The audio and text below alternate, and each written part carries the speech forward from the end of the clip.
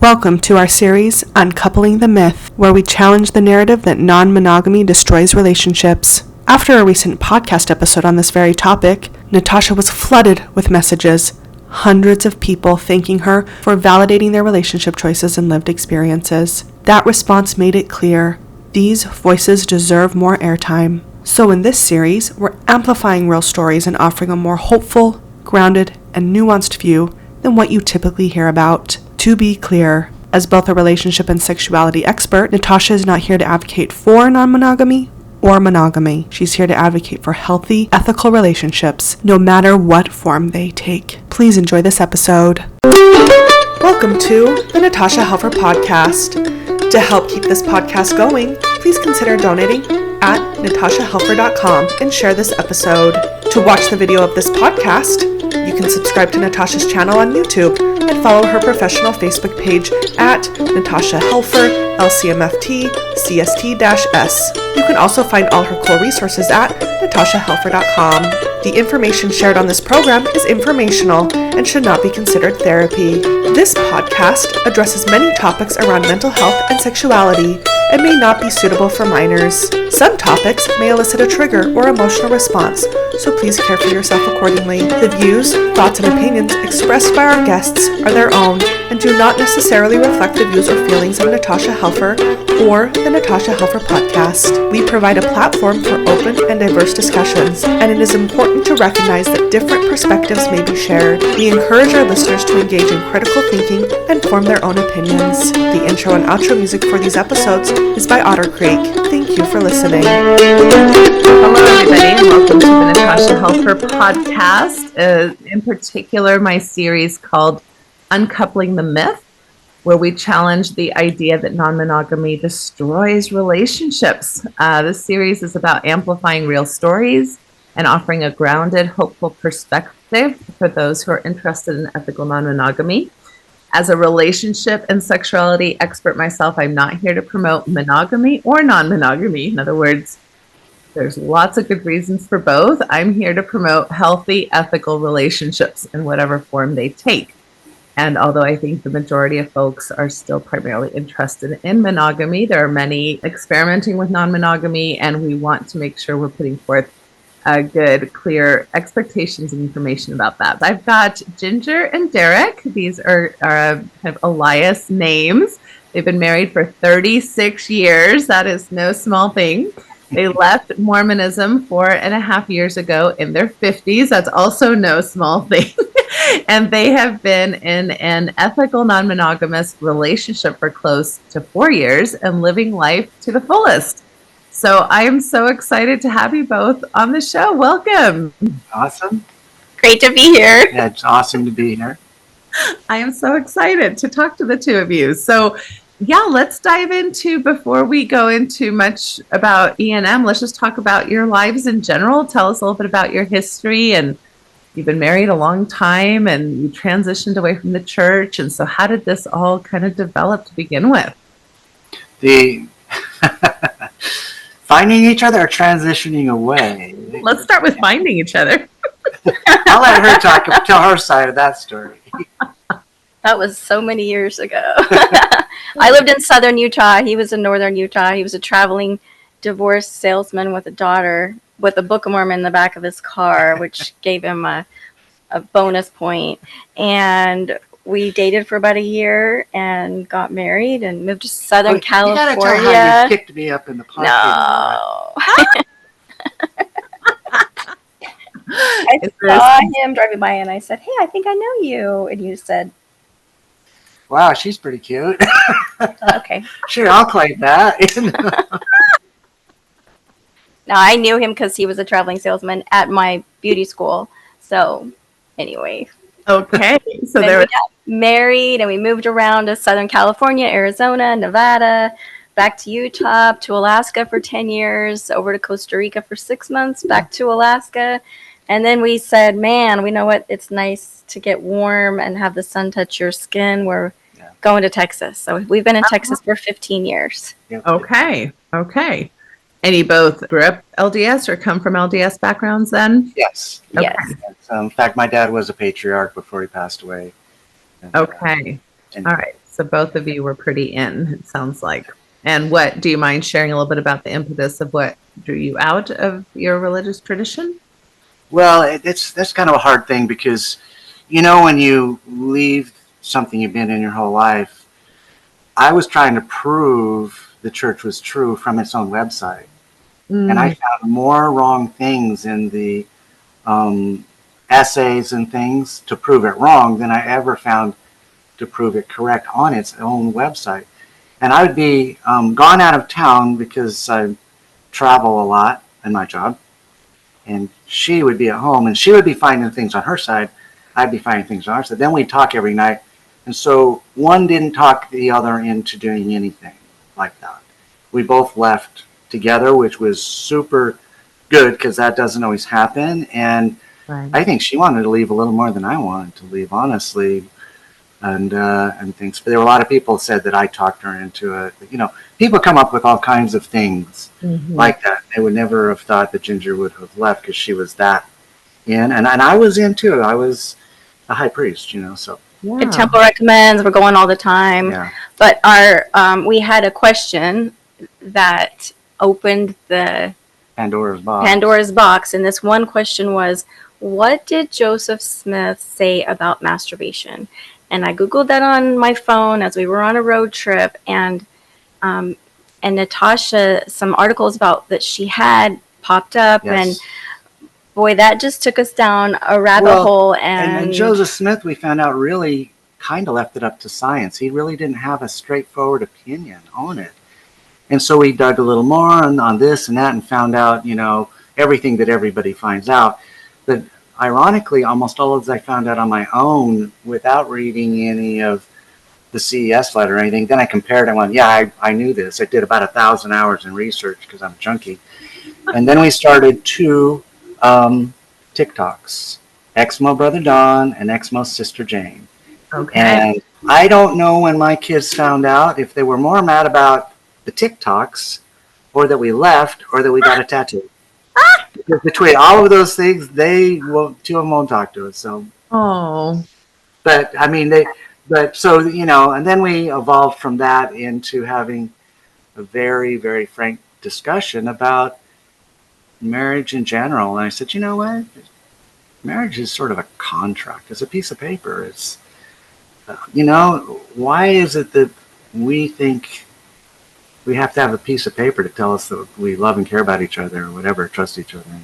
And some of those discussions led into different things that led us into a non-monogamous type. okay. You can give an example of this. Okay, well, before I do that, I wanted to share something.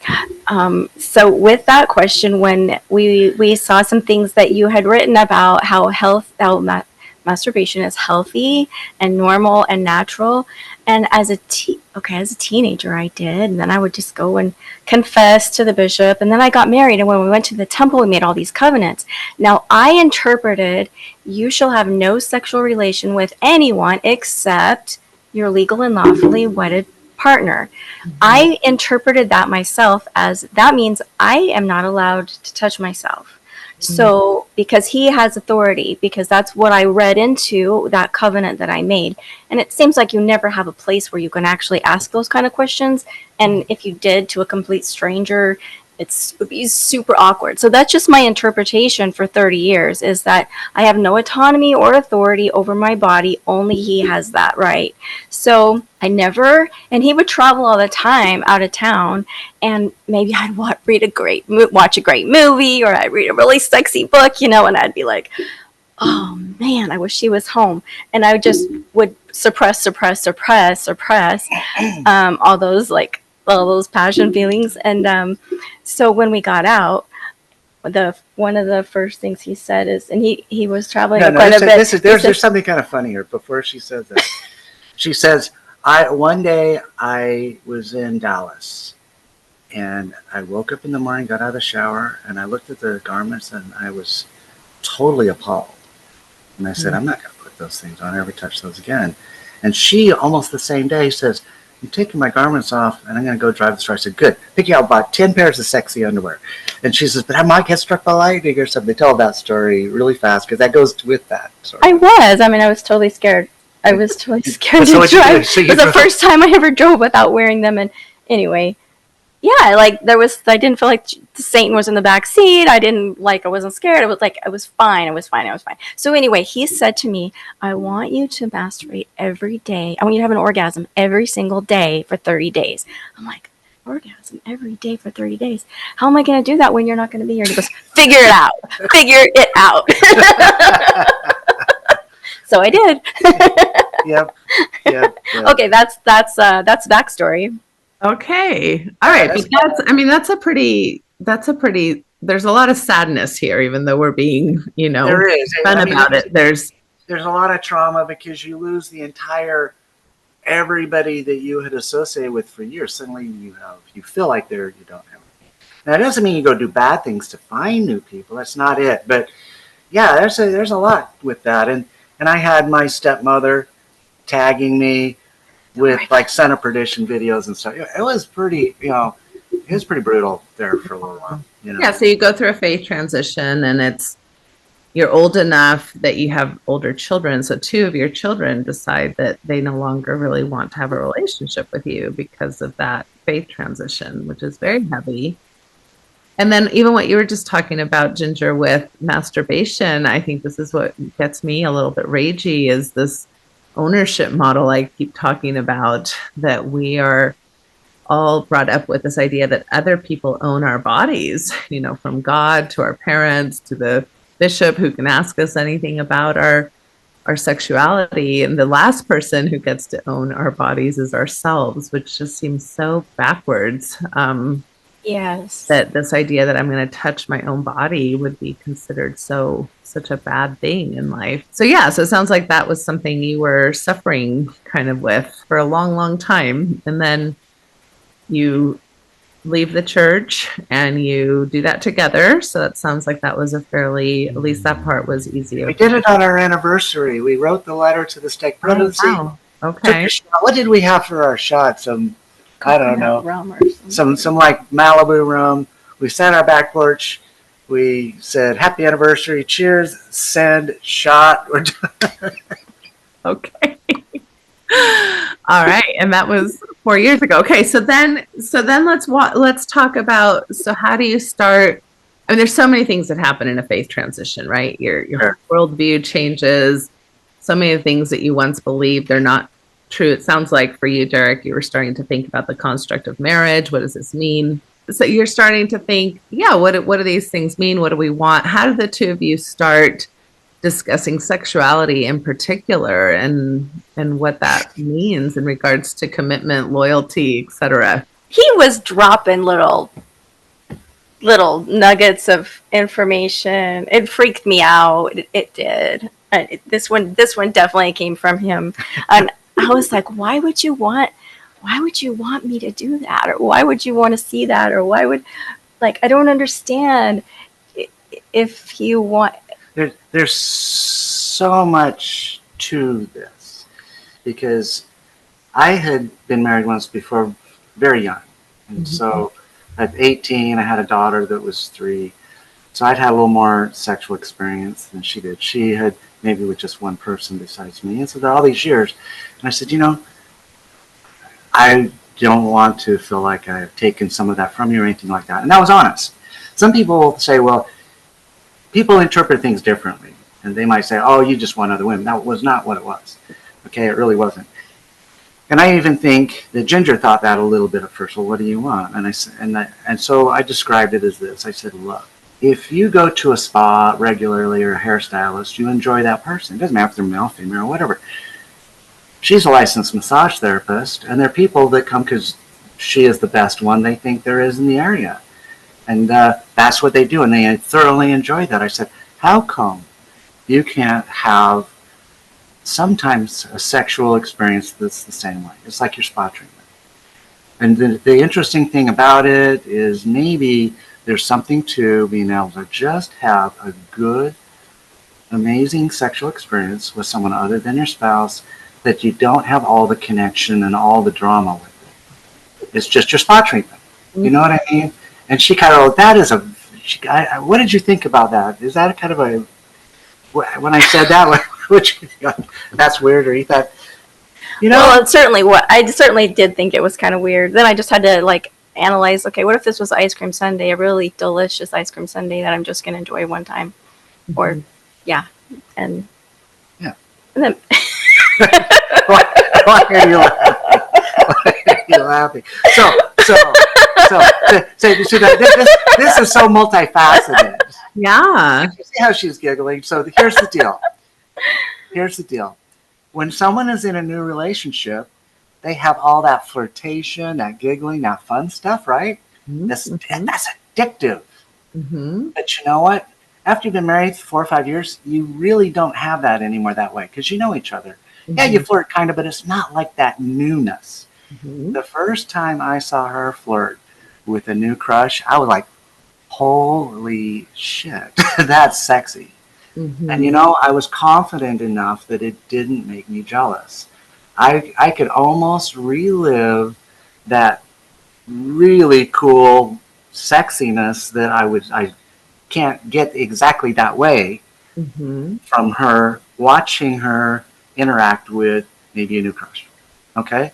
That is one part of this, along with, like she said, the ice cream sundae, things like that. So anyway, does that kind of Yeah, no, for sure. I mean, we have language for this. I mean, what you're describing is new relationship energy or limerence. And the work of Helen Fisher shows that this type of newness, this novelty kind of space, which actually has quite a bit of hormonal factors associated with it, lasts for about 6 to 18 months. And that's it. And that's true of all of us. Now, does that mean that you should only be in a relationship for 6 to 18 months? No, of course, most of us want longer relationships than that and want stability with a partner and a companion and all of those things. And yet we're not going to experience that anymore. And I think this is one of the benefits. In a way like that. Do you follow why that could be super sexy for me to see? And as long as our relationship is strong enough and confident enough, we've been together, so there's no way we're going anywhere. But to be able to kind of experience some of that is so fun.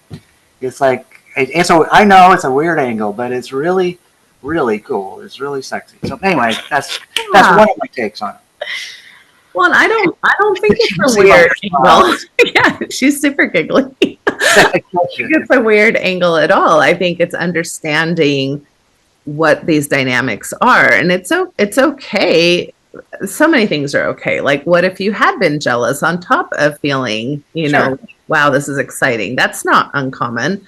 What if some people are like, well, the uncomfortable feelings are not worth the exciting feelings? That's fine too. But for some people, exactly what you're experiencing now enhances the established relationship energy that you've been enjoying for 20 plus years, right? And so that is a titillation. It's an enticement. It's an excitement, and it actually enhances your relationship rather than destroys or takes away from it. Yes. I'll let her tell you about our first sort of. So he's saying, I think we should go to a lifestyle club. I've never been to a club. I've never been to any kind of club. I've never been to a club. I don't even think not to go to a club, maybe to a bar to go dancing, just to go dancing, but had never been to, didn't even know what happens at a club. So anyway, we go to this, he takes me to a lifestyle club. Baptism by fire is what that was. But funny. Yeah, and it's toga night, and we're like, what are we going to wear? And we still happen to have some suitcases with some robes in them.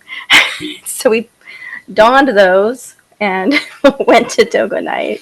Yeah, I don't think we had the white pants and shirt on underneath, though. We're so excited and nervous, and we're sitting on the couches in the meet and greet area. And they did like a little tour of this place, and they show you.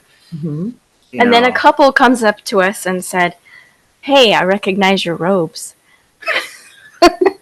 We're like, "What?" Because I was in the bishopric. Oh, that's funny. And then another really beautiful black-haired girl comes up and basically says the same She thing. says, "Ooh, I love your holy sanctuary clothes. I have a pair just like them."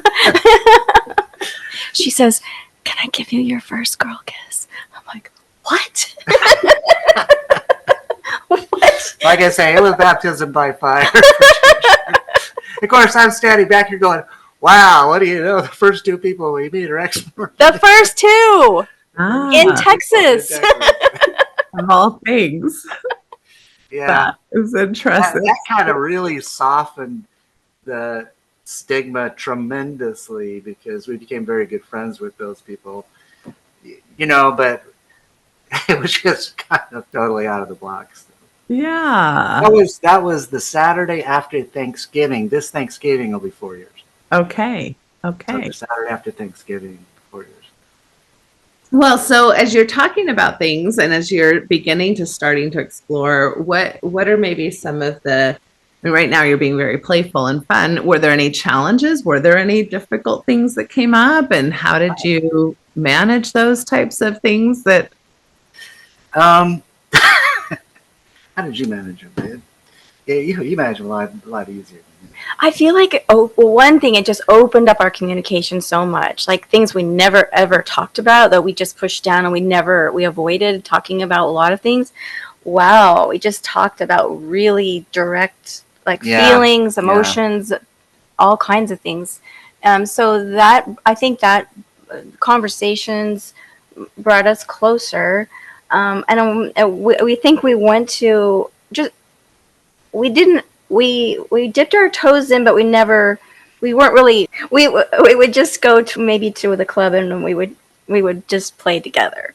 We'd play together or be weird or something like that. Then we decided to go to Las Vegas. We're like, we're going to go far, far away. We go to Las Vegas in an organized kind of a meet and greet place. And yeah. It was at the pyramid. I think it was our very first time to like do a little soft swept thing, and then I thought I was 100% ready, and then when we were all next to each other, I'm like, wait a minute. And I'm like, what? And the wife's like, okay, we're done. Stop, because we have to make sure everybody's comfortable with everything, and that they were really like seasoned and everything, and so. Well, and the thing that people don't realize is.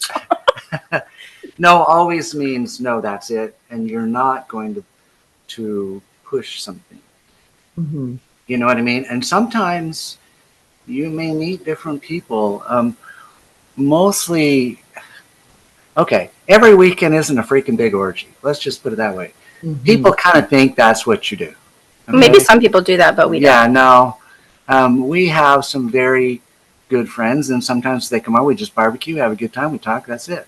Like games, like in fact, one couple we might interact sexually once or twice a year, but we might do something together 10 times.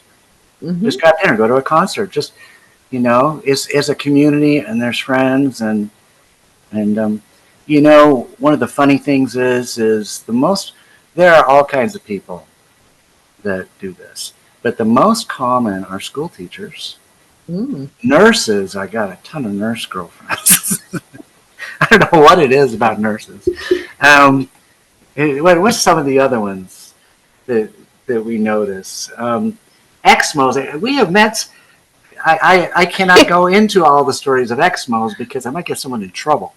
So, but there are more Exmos than you have any idea.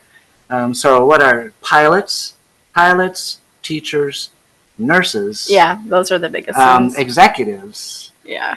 And your neighbor down the street. Down the street. Yeah. But I think that experience that she's talking about in Vegas was a little turning point for her because she realized that I wasn't in it to find another lady. In fact, I never even asked her about another lady.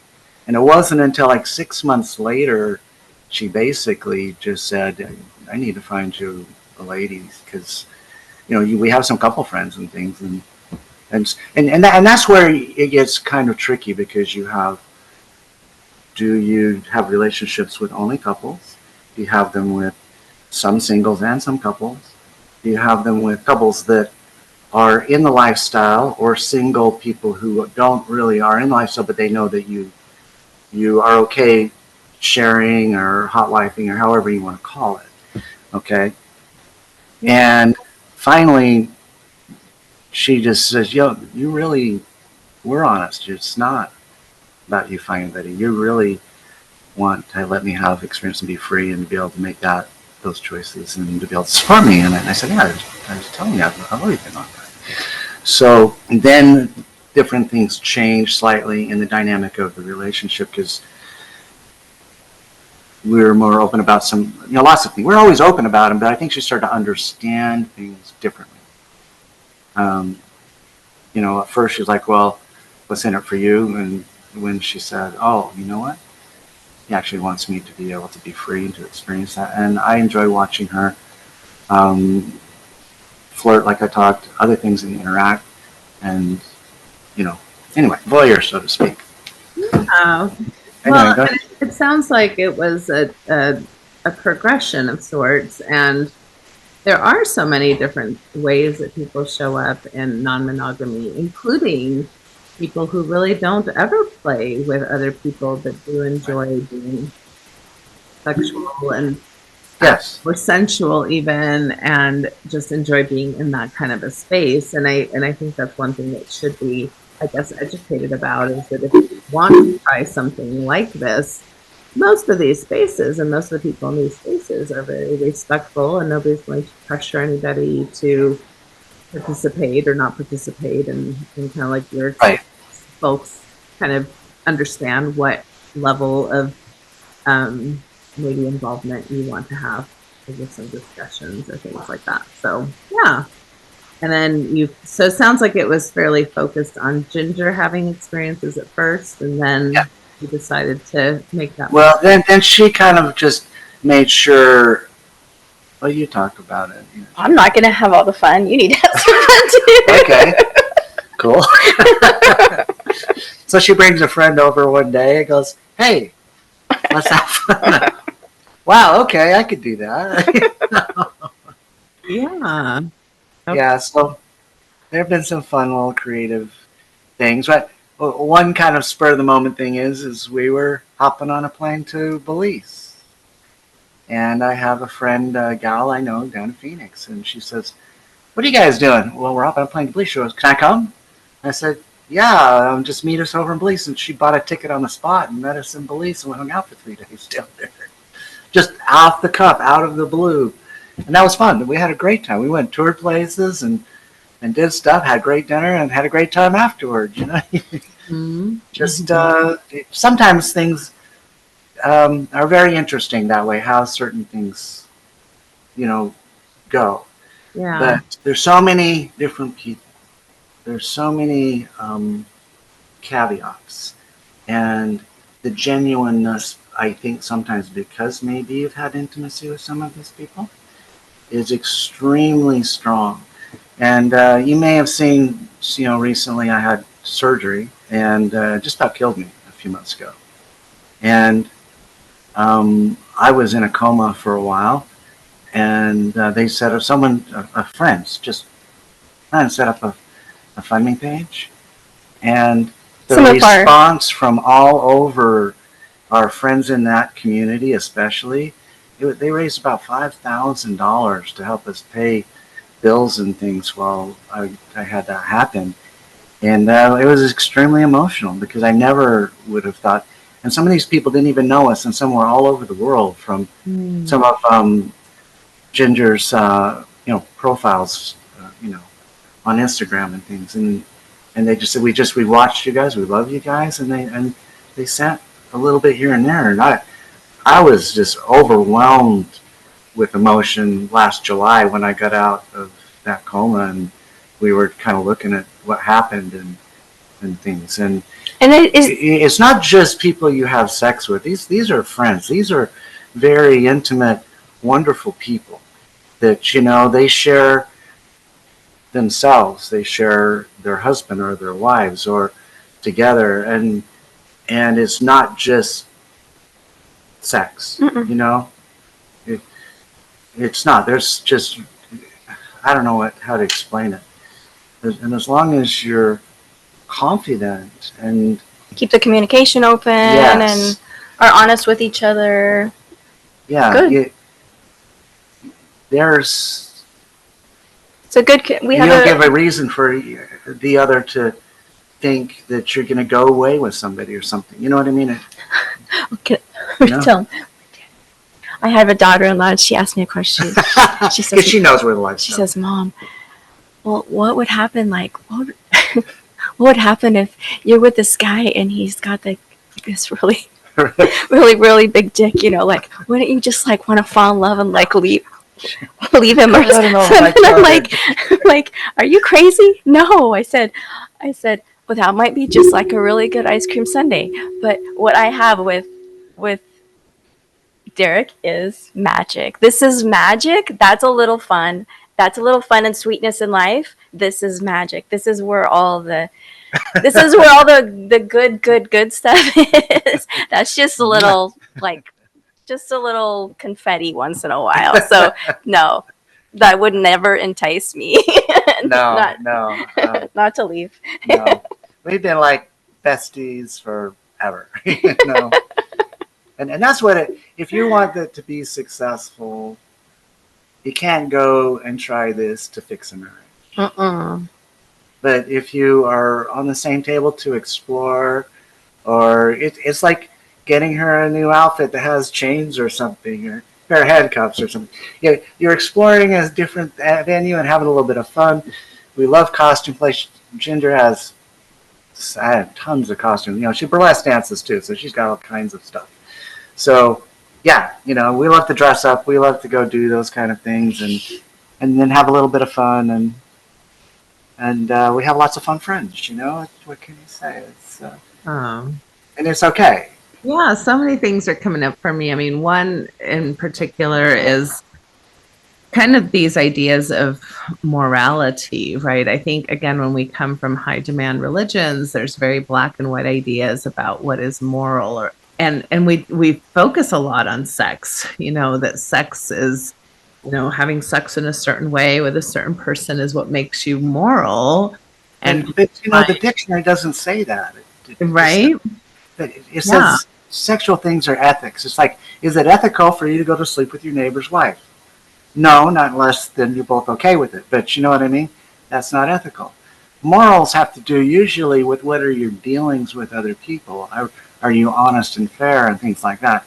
And I think religion likes to twist that to make it look like sex is a moral issue when it's an ethical issue. And when you read those, that's one of my deconstruction things I really pinpointed is like, wait a minute. Anything sexual is ethics. Anything else that's moral has to do with the way that you conduct yourself in business, with people, honesty, integrity, all of those things are morals. Okay? But sex isn't one of them. Sex is ethics. And, if everyone's in agreement, then the ethics are fine. If you are going behind somebody's back and manipulating sex or taking it from somebody, then your ethics, you have piss poor ethics. At least that's my opinion. Yes, right. And I think that there are piss poor ethics in monogamy and in marital sexuality and even in religious sexuality, right? And so I wish we weren't so black and white, like, well, if you're married and if you're monogamous, that makes you a moral, ethical person versus exactly what you're talking about. Like, are we consenting? Are we checking in? Are we being kind? Are we being considerate of the other person, right? Or people that we are playing with? And even in your examples of these people who showed up for you for supporting you through your surgery, like that does not belong to religious communities only, right? Like plenty of communities are helping each other out. And exactly. Absolutely. And I ran businesses self-employed almost my whole life. Recently, first time I've had a job for some months and years, but I did handshake kind of business sometimes. And people say, well, I'm a temple recommender, or I'm this and that and the other. You know what? I lost tens of thousands of dollars to Mormons because I trusted them. Because they said, I will do this. And people that were non-Mormon, I could shake their hand and I never had to worry about it. They always paid me back. after I left the church, I was like, you know what? I can go here, here, here, and here, and here. All these people that just thought, just because they had a recommend that someone was going to do this, and they used that, put that on the table to try to get what they wanted. And you know, is that ethical? Is that moral? No. Yeah, for sure. No. It's manipulative. It's all of those things. And if you're in a non-monogamous relationship and you're doing it the right way, you're trying not to be. You're trying to give the ultimate freedom and to be able to have the ultimate confidence and the non-jealousy and things and the ultimate transparency. You know how nice it is to be able to be out in public, see a girl with a real sexy butt. It's like, oh man, she got a sexy butt. And Ginger says, you know what? You're right. She does have a sexy butt. You know what I mean? That's fun because that's true. And it's not going anywhere, but I can say that and not worry about that. Or she can say, oh man, I love that guy's hair, because obviously I don't have it anymore. And I've had her walk up to guys and say, can I touch your hair? And I'm just dying laughing, like, oh boy, here we go. You know what I mean? Right. You know, well, and it's fine. Yeah. Well, and especially when we grow up in such, and I don't think this is just Mormonism. I think this is Americanism at large, where we grow up feeling very threatened by the fact that you might be attracted to somebody else, or that somehow, you know, this kind of whole soulmate idea, the apple of my eye, you're the only object of my desire, which is, it's just not, it doesn't follow human science. Like, we notice other people, we notice attractions to other people, we fantasize about other people. That's happening whether you're monogamous or not monogamous. And so the biggest difference is whether or not you know how to talk about those things or tolerate the anxiety that comes up with some of those topics. Ginger, did you have something to say? I thought you were leaning in. Well, when you said fantasy, he used to say to me, like, we'd be having sex or something, he'd say, like, what's your fantasy, or what do you fantasize about? And I was so locked down. I had such brick walls built around me as a protective armor so that I didn't look at anyone or see anyone. I never listened to the radio, for heck's sake. I never listened to regular music because there were words in there. Like, I was over the top ridiculous, you know? I wouldn't listen to anything but like massage music and church, or, you know, like God, whatever they're called, like, what's that, like K-Love or God, whatever, church kind of music, and Christian music. And now she's like, you know, I want some Nickelback. I want to hear Shaking Hands or something. I love music now. I love all those lyrics. I love feeling sexy. I love feeling sensual. I love feeling alive. Like, I feel more alive and more me than ever before in my entire life.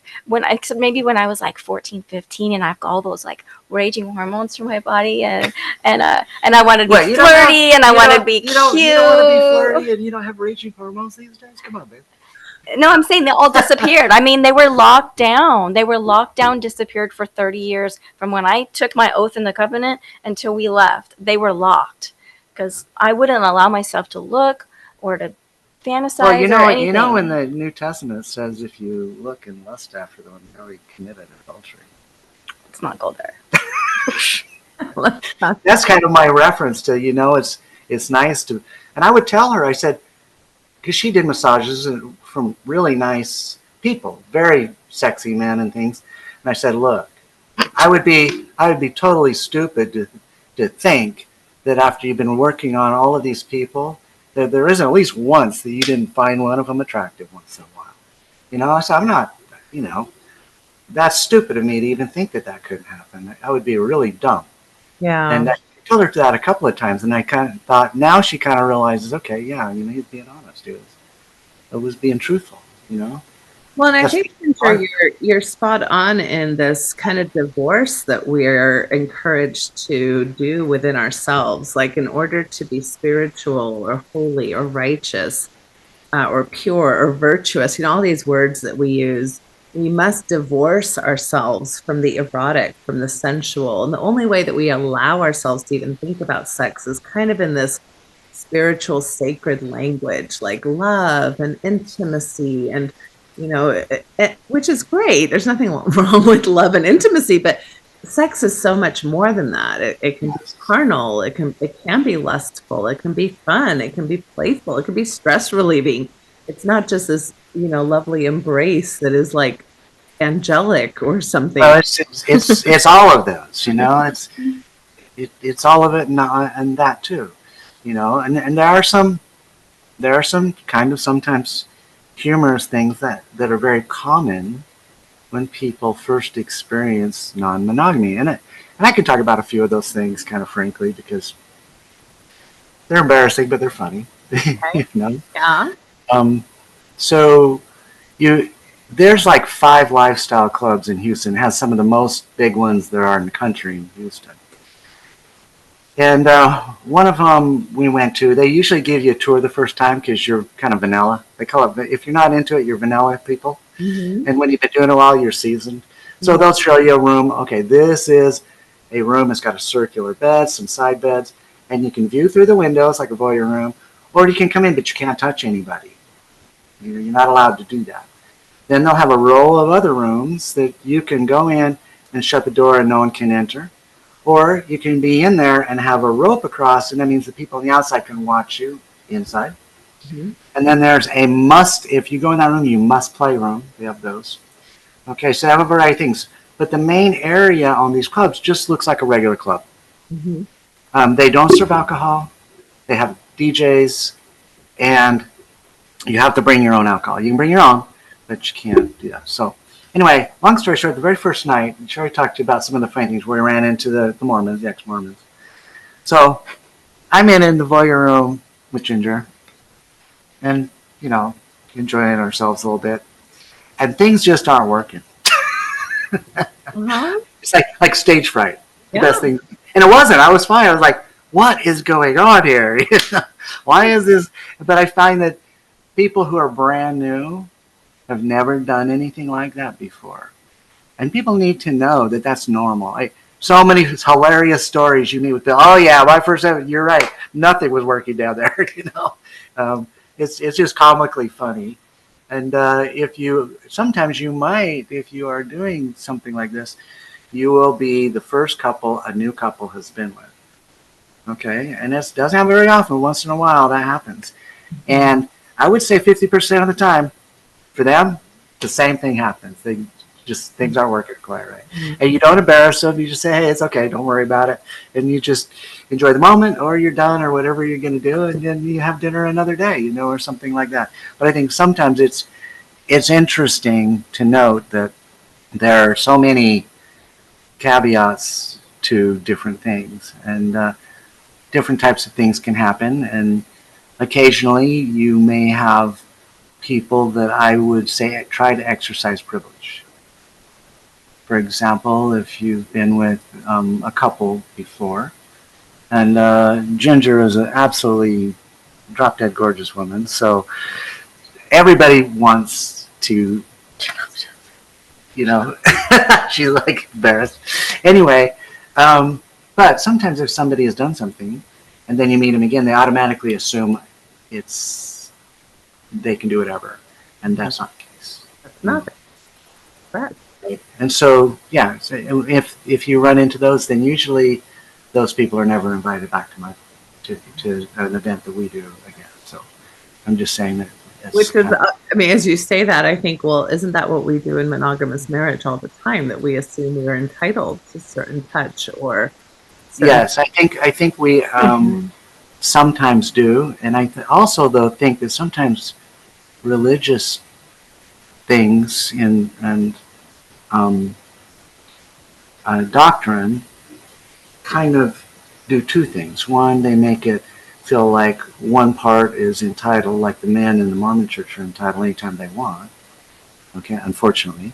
Right. And or two, they will teach the women, if they think their male husband is maybe observing, sexy pictures or something like that, that they can use it as leverage to withhold from them too. So it gets in a double-sided fighting, manipulative war kind of going on in some relationships, unfortunately. Yeah. And that's too bad. That's too bad, because some of those can be resolved if they can just get out of that, get out of the fishbowl, I guess. Well, and I really appreciate you bringing up the erection issue, because I think that goes along with a lot of gender myths, right? That first of all, men are always wanting to have sex, or men are always hard, or men are always ready to go.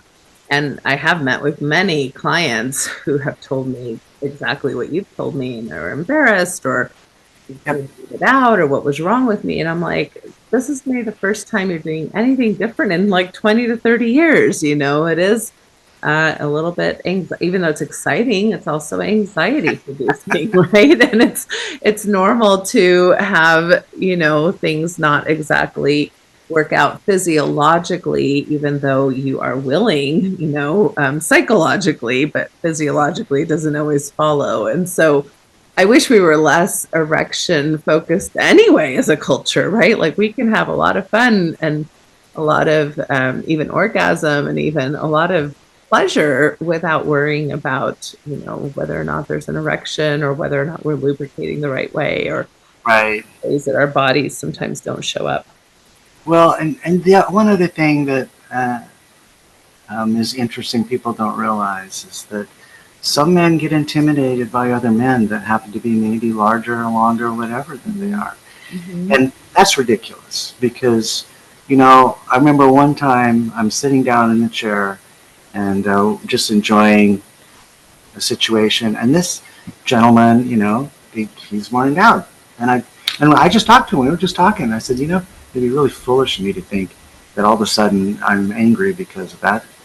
What can I possibly do about that? Mm-hmm. You were born this way, I was born this way. I make it up in this way, and you make it up the way that you make it up, and everybody is happy in their own element. It's ridiculous to let that be something that would be upset or jealous just because, I see you with, my partner, and you're better endowed. And size doesn't matter anyway. No, and that's the whole point that she says. She's, what I've learned is that bigger is not better. Yeah, she hardly climaxes with anybody but me. Anyway, which is great. I'll finish if I need. It doesn't matter, but you know what? That can be an intimidating thing for people. Well, and we're taught that, though. I mean, we're taught to be very competitive with one another. Whether it's billboards or we're just taught to see certain body types in our culture as ideal, and if you happen to fit that ideal, then somehow you have more of a right to be considered desirable. And that is, I think, a constant battle many of us are facing. And I think being in E&M spaces definitely makes you challenge that, and makes you think about that. Even those, I've heard a lot of people that are not necessarily interested in sexual play, but they go to nudist spaces, right? Nudist colonies, which are not necessarily about having sex with other people, but just being comfortable in your own body. And how many people I've heard tell me that after doing something like that, they really felt quite different about how it felt to be around other people. Like, we're just bodies. We're just bodies, right? Yeah. Breasts come in different shapes and sizes. Vulval lips look different than other vulval lips. Penises are different sizes and shapes, and even some, have curvature to them. So it's like some of us have different, roundedness to our body shapes, and so I think it can be a space where a lot of body positivity can be one of the benefits as well. Sure. Now, going back really quick before we totally run out of time, I love what you said, Ginger, about, or maybe it was you, or Derrick, I forget, but basically, obviously you are a primary couple, right? So, there's lots of ways to do E&M, and sometimes people are poly solo, or solo poly, or whatever it is. But the two of you started out as a primary couple. You were monogamous for almost 30 years, and then you opened up your relationship. And it sounds like you were both very clear with yourselves and with each other that that would be the primary focus, was keeping that togetherness intact. And like you called it, we are magic. There's something magic between you and I, and anything over here would be kind of like sprinkles on top, just be like an enhancement. And I know that's not the experience for everybody. Sometimes people do open up and they start realizing, wow, our relationship isn't that great, or we need to, double, think about whether or not we're sustainable. And some people do try E&M as part of, like, we're already kind of on the road to divorce, so let's see if opening up could better things. It typically doesn't better things for them, but sometimes it gives them perspective. So I'm not totally against that either, but I think it's wise to look at realistic expectations. So sounds like for the two of you, it's like we have a really strong, loving, committed relationship. I think you said earlier, Derrick, I'm not going anywhere. We're not, but sometimes those are the insecurities. Like, are you not happy with me? Why are you interested in E&M? Am I not enough? Are you looking for something that I can't offer? Right? Those are kind of some typical fears or questions that come up for people. What would you have to say about that? Well, I agree that those are easy to be able to come up. And I think keeping extremely open communication on certain things are ways that we resolve different things that were like, hey, we did a party at our house, and we'll do a house party and rarely have sex with people. We might do some fun topless games, or we might do couples massages where everybody's naked and they're massaging everybody on a massage table. But once in a while, things can be sexual. But I would say if you have five of those parties, only one or two have anything like that. And we have a bondage room in our home and everything else too. So it's not like there isn't fun, sexy things to do. But it's not all about the sex. And I think for us, it's just we have some great friendships and fun and sexy fun.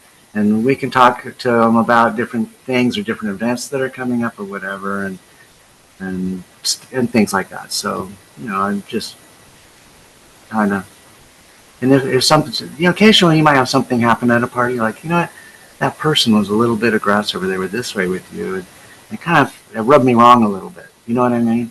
And we talk about it. We just had to talk about it. And, we say, okay, yeah, maybe I'm sorry about that. That maybe shouldn't have happened that way. And then we work through it, and, we move on, and that keeps things where they need to be for us, which is very honest and clean.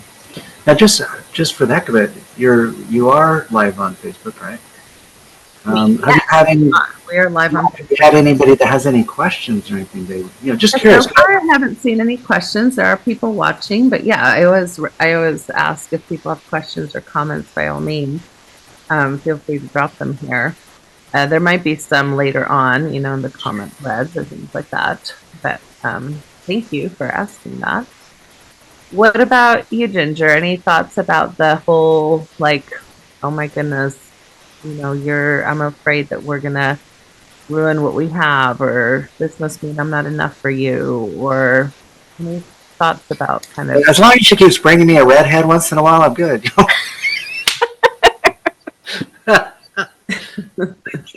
I could say what she wants me to bring her, but she'd really turn red then. Oh, the question again was, can you repeat the question again? Yeah, just what would you say to people that wonder, like, are we going to ruin the magic between us? We do have a lovely relationship, and we're worried if we go down this route that magic will go away, or that I'm not as special as I thought I was, right? Because now you're wanting something else. Is that, like, those are kind of some classic thoughts that I think people struggle with. Yeah, I think those are sure a lot that I had in the beginning. I think also when you have, I don't want this. Just say it. Like when you have a first child, you're like, I love this kid so much. I can't imagine having a second kid. How can I love my second kid as much as my first kid? And I'm not saying our relationships are like as like about romantic or I mean, some people do. They're poly and they're solo with this other, like, that works for them. I think ours are a little bit more carefree and but long term. Some are long term friends too. We're long term, and I care about them. But nothing overshadows. Like this is the glue and. And so I was gonna. Go ahead. It sounds so naughty to say it. Go ahead. I can say it like privately. What sounds naughty? Well, sometimes sometimes we'll be having fun with another couple, and we'll just be watching we'll be watching each other at the same time. I'll go, I love you, and he whispers, I love you too. Yeah. That happens more often than you would know, honestly. It's just Yeah. It's also like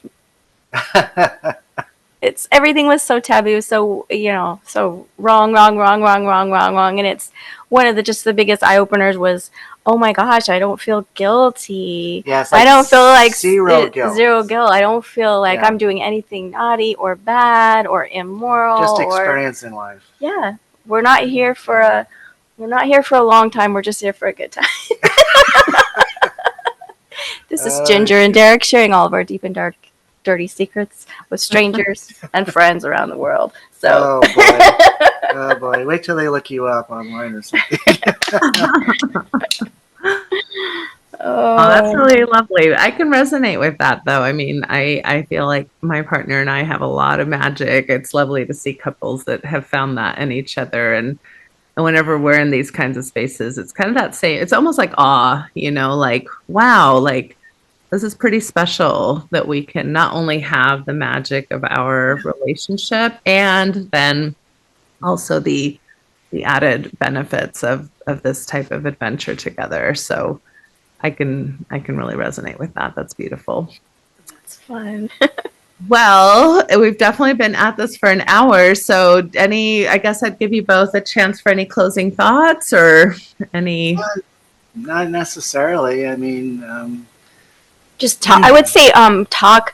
Just keep the communication open. One thing that we do is our phones. Like he reads everything on my phone. I can read everything. It's not like I go, hey, let me check your messages. It's not that at all. No. But if he wants to, he's welcome to read anything because he also just because I'm an open book. I kind of help her because sometimes she's been just different things on media.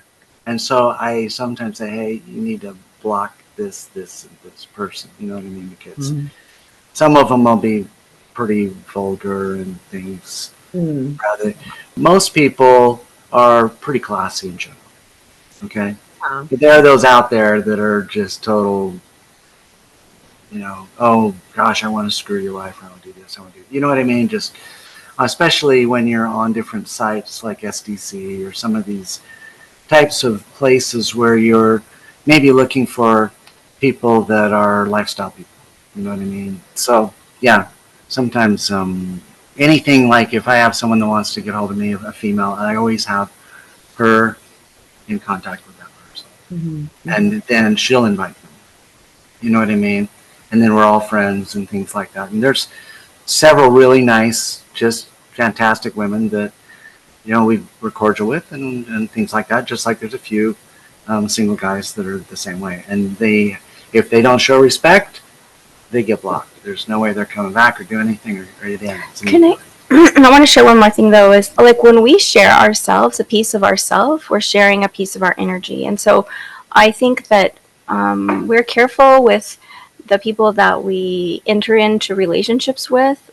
We don't really do a lot of casual, quick, like, usually, I mean, sometimes I'm a friend with somebody for a year before I ever even kiss them, because sometimes we just build the like friendships with people. Not always, but sometimes that's what I just happen to do. Yeah, it's not like a free for all. And it's because getting into intimacy with somebody else, it's an energy exchange. So you're going to give a piece of your, share part of your energy. They're sharing part of theirs, and so I would say that also, like, look at couples that you're like equal, like an equal energy exchange, that where you're going to build one another, and that everybody's in it for the same reasons, not extra marks on the headboard of who you've been with or whatever. But a lot of ours is like just expanding our community and our friendships, and having barbecues and going and sometimes the first meeting with people generally is like the Twin Peaks or something. You just go and have a dessert or have a little snack or something like that. And then from there you decide, and there's some funny little codes that different people do, and stuff like that. Like if you're a couple, you like the couple, I'm going to put my glass next to your glass. And then I like the couple. If she doesn't like the couple, like language. You have code words for each other. Mm-hmm. Right. You'll be that way. My glass goes her glass. I'm cool with this couple. If she doesn't like them, she pulls her glass away. And then it's subtle, and then you don't have to worry about, okay, we're done. After this little thing, we're done. I mean, those are part of the communication things that you do. Little nuance. Yeah. Okay. Anyway, are you okay with me sharing your TikTok and Instagram and things like that, or? Yeah. Okay. Yes. So if you're interested in following Ginger and Derrick, Instagram, we've got Ginger Hughes 69, and Hughes is spelled Hughes 69. TikTok, we've got Ginger Hughes 6900, and we've also got they've closed them down twice. Have they? Yeah. And then we've got Xmo Bro Don, so BRODON. And I'll make sure and put those in the comment threads as well. So thank you so much for being willing to do this. I know it was a little nerve-wracking. I know it was a little like, we're putting ourselves out there. We're being vulnerable. For me, I'm like, Ginger, you've been out there everywhere. What's your deal? But it is. I mean, I think it is a little. I understand. I also feel like, I'd love to be more open, but there's so much judgment. There's so much potential cost involved that when people don't understand and kind of treat you poorly, because many of us live different lives with different values. And again, I just want to remind the audience, I'm not here to say we're trying to convert everybody from monogamy to non-monogamy, but we're just trying to make space for there to be options, right? That if monogamy works for you and that's your happy space and you're doing well, that's amazing. And if you want to shift and try something else and make a decision after you have some experiences, that's equally amazing. And then for those who are like full blown in the lifestyle or in polyamory or whatever terms they identify with, that's also amazing. There doesn't have to be one right way for everybody. So that's the main message we're trying to put across here. So thank you so much for your time and your energy, and it was lovely watching this be so lovey and fun together. So we will hopefully meet in real life someday, and we'll talk to you later. Take care. All right, awesome. Good night. Bye.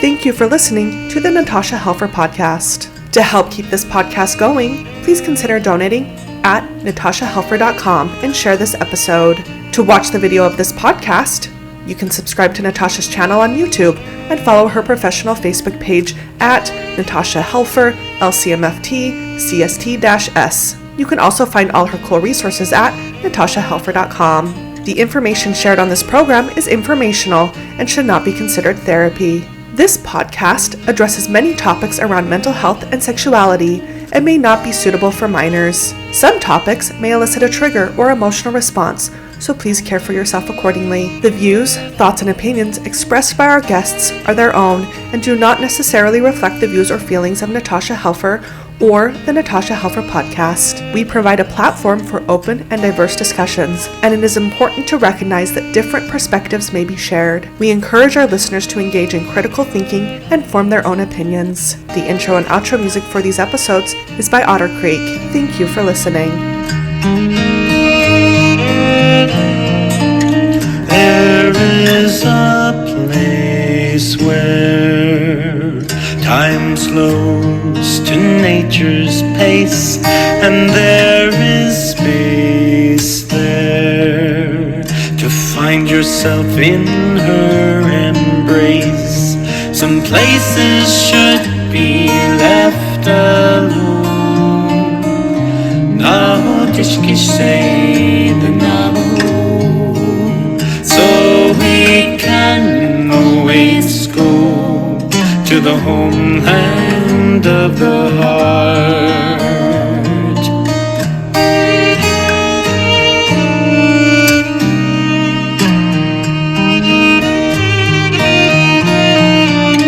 10,000 years of our human history etched on her canyon walls, alongside Earth's mysteries.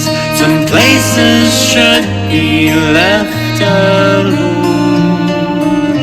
Nahotishkishe the Navajo. So we can always go to the homeland of the heart, to the homeland of the heart.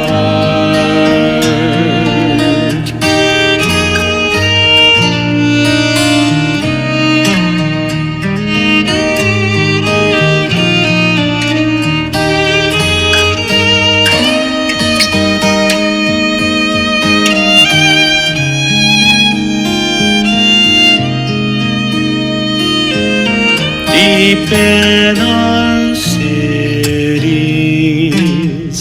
we sleep without her stars, yet still her presence sustains us from afar. Some places should be left alone. Nahotishkishe the Navajo. So we can always go to the homeland of the heart, to the homeland